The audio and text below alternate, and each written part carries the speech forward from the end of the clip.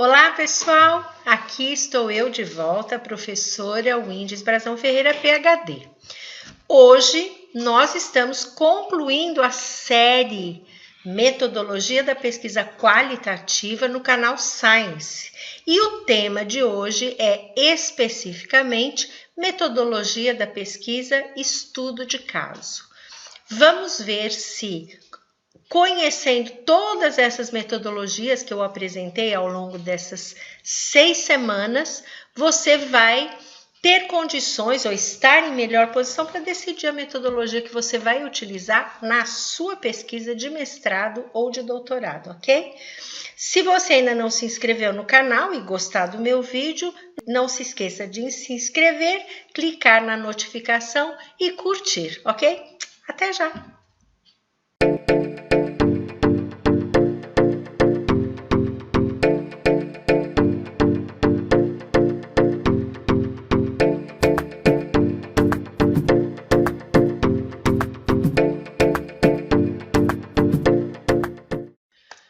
Bem, pessoal, hoje nós estamos aqui de novo e vamos falar de pesquisa, estudo de caso. Mas o que é isso?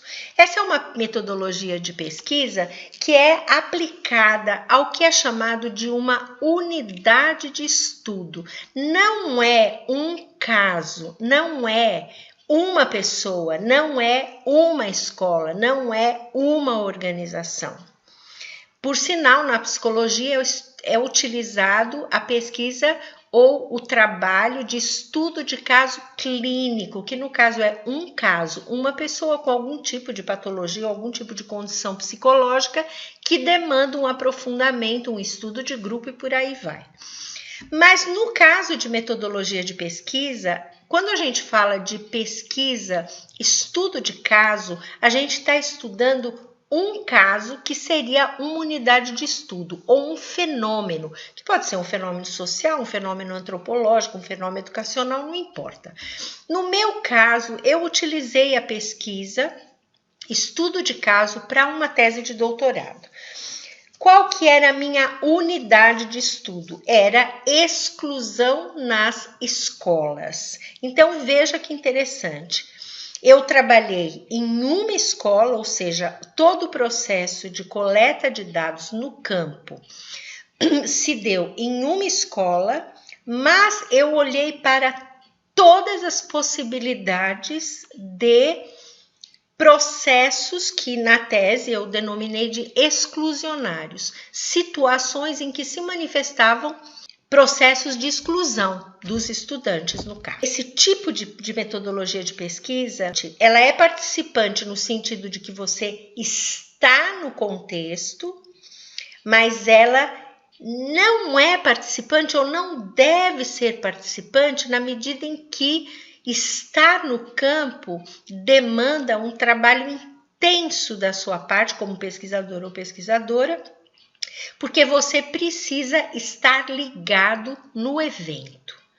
Você precisa ter foco, você precisa ser sistemático, você precisa ser abrangente, você precisa se aprofundar naquele objeto de estudo, ou seja, na sua unidade de estudo, no caso que você está pesquisando. Então, para estar presente no campo de uma maneira absoluta, o ideal é que você não seja participante, é que você seja um participante observador, ok? E não participante. Como observador, você vai ter que ter desenvolvido habilidades para observar. Por quê? Porque o que acontece? Por exemplo, no meu caso, eu estava no campo observando eventos que eu poderia considerar de exclusão. Para vocês terem uma ideia, ao longo de um período de um mês de imersão total no campo, eu ia 7, 8 horas da manhã e saía 6, 7 horas da noite, eu identifiquei 23 eventos de exclusão. Dos 23 que eu observei e que eu descrevi, nós já vamos falar disso detalhadamente, eu identifiquei 4 eventos que eram os mais representativos. Então, veja, se você estiver participante no contexto de pesquisa, o que acontece é que você não vai ter tempo de aprofundar, porque você vai estar envolvido em outras coisas. Então, vamos falar um pouco sobre isso. Como observador, você precisa estar no campo, presente, ter foco, ou seja, planejar o que é que você vai observar, ou então é como você vai observar. O que é que você vai coletar desse objeto de estudo, ou tudo que você pode coletar desse objeto de estudo. Você tem que ser sistemático na coleta e você tem que ser super meticuloso ou meticulosa nos registros que você vai realizar. Na metodologia estudo de caso, você utiliza necessariamente uma multiplicidade de fontes, o que significa que você vai utilizar uma ampla gama de instrumentos e técnicas de coleta de dado. Por quê? Porque você está estudando uma unidade de estudo, um fenômeno específico, e você precisa ter acesso a inúmeros dados de fontes diferentes sobre aquela unidade de estudo, de forma que você possa aprofundar, descrever, detalhar, ter evidências suficientes para depois montar o seu caso. O que significa ter múltiplas fontes? Você já aprendeu isso ao longo dessa série. Você vai colher dados por meio de observação e registro detalhado. Você vai colher dados por meio de entrevista com os inúmeros participantes que estão, de uma forma direta ou indireta, envolvidos naquela unidade de estudo. E quando você estiver utilizando esses instrumentos ou técnicas, você precisa também ter à mão um gravador e, é claro, precisa ter autorização para gravar. Por quê? Porque são muitos dados que você vai ouvir e vai coletar. E não é suficiente apenas registros manuais. Então, eu falei observação, entrevista, você pode usar questionário, você pode usar filmes, que ajuda muito se você tiver autorização para fazer uma filmagem. Você precisa planejar, saber exatamente o que você vai fazer, como você vai organizar aquilo e ser meticuloso na hora que você está colhendo os dados. Por quê? Porque depois que você for embora, você não vai voltar para o campo para colher dados que faltam.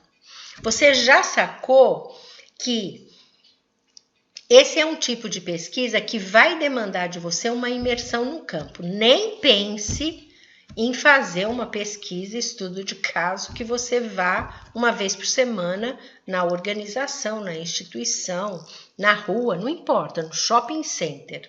Não é possível. Você precisa ter uma imersão, tanto quanto a pesquisa participante, mas a imersão, quem vai te dar o tempo é exatamente os dados que você e a capacidade que você tem de ir enxugando e dizendo, eu cobri essa área, eu cobri essa área, eu cobri essa área, eu cobri essa área. Então, é chamado em inglês narrowing down. Narrow é estreito, down, cada vez mais, ou seja, você vai afunilando. Você sabe que o seu estudo de caso, a sua unidade de estudo, demanda informações relevantes das pessoas, da sua observação, do questionário, das entrevistas, das fotos, dos vídeos, dos documentos, não é? Uma multiplicidade de fontes. Aí o que acontece? Você fala, não, eu sei que agora eu tenho dados suficientes para montar o meu estudo de caso.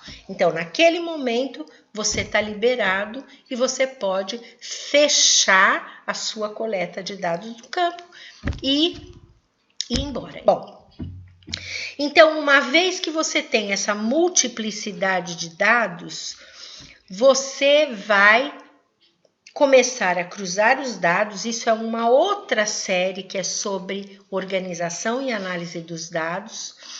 E você vai buscar para o estudo de caso evidências que são chamadas de robustas. O que significa isso em pesquisa em ciência? Significa evidências fortes, significativas, relevantes, que de fato mostrem aquele seu objeto de estudo e como é que ele se opera no campo. O que é que acontece? O que é que as pessoas acham? O que elas dizem sobre aquilo? Para você poder montar o seu caso em torno daquela unidade de estudo, analisar e chegar a conclusões, como eu já disse antes, que são mais próximo da verdade. O estudo de caso aborda um fenômeno de pesquisa e apresenta em profundidade, em detalhe, aquele fenômeno de pesquisa. Como qualquer outra pesquisa, o estudo de caso também é uma pesquisa que demanda qualidade científica. Você precisa ter rigor.